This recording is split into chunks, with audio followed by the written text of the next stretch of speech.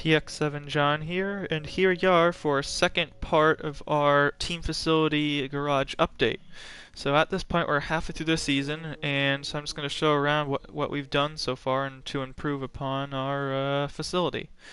So if we just start looking at our facilities, at the quarter point of the season we only had one upgrade for aerodynamics, and that still remained the same. We only have one upgrade to the build time.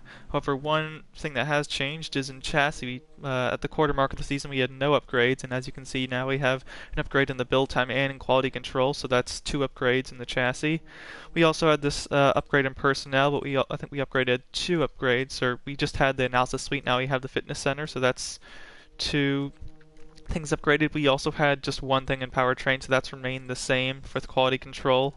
And we still have four things in the durability, so that's remained the same as well. And in the marketing, we've actually upgraded one thing where I believe we didn't have any upgrades before. So I'd say the biggest changes have been in marketing and the fact that we've made two upgrades to the chassis. So that's been some progress in terms of the facilities. If we go to R&D, you can see we have 7 upgrades for powertrain, 4 for aerodynamics, 8 for durability, and 4 for chassis.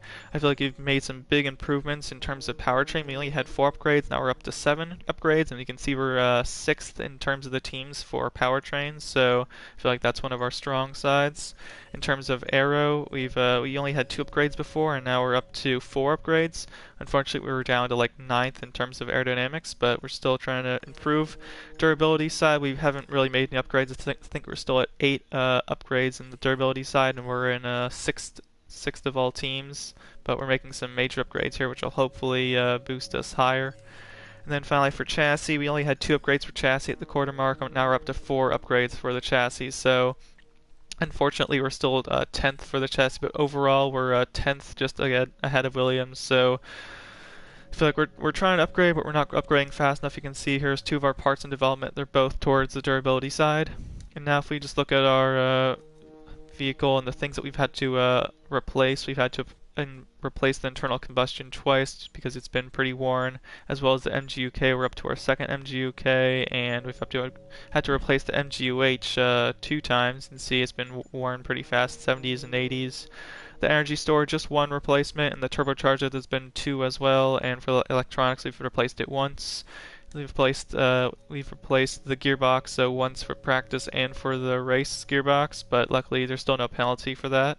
So now if we look at the corporate side of things, we used to only have 2 sponsors. Now we have our primary sponsor, TriStar, and also 3 secondary sponsors, Novus and Atlantic, as well as Avenzer. So I feel like that's helping us gain a little more cash. If you look at our contracts, we've actually got a new driver. We replaced Correa with Nick DeVries, so hopefully he'll score a bit more points for us.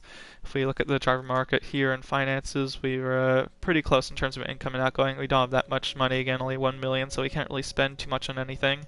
Finance has gone a bit up and down, just trying to spend on stuff. And now if you look at the standings, so at the corner point of the season, we were in 14th place, and now we're up to 13th, but we're still tied for 14th in points with Gasly. And if you look at Correa, who we had up to that point, he scored a total of 0 points for us, so not really being much help to the team. And also we did improve our constructors. We were in 9th in constructors at a quarter point, and now we're up to 8th.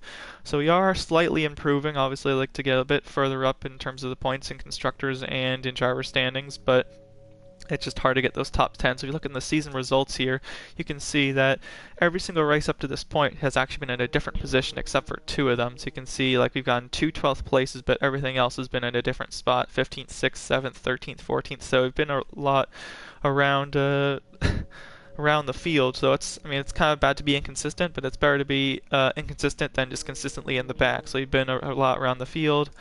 And yeah, we also have a rivalry with Esteban Ocon, and we've been losing it so far, but we did win a rivalry against Magnus. I think it was Grosjean, so we've won 1 rivalry so far against Grosjean, and then so yeah, that's basically how our season's been going so far.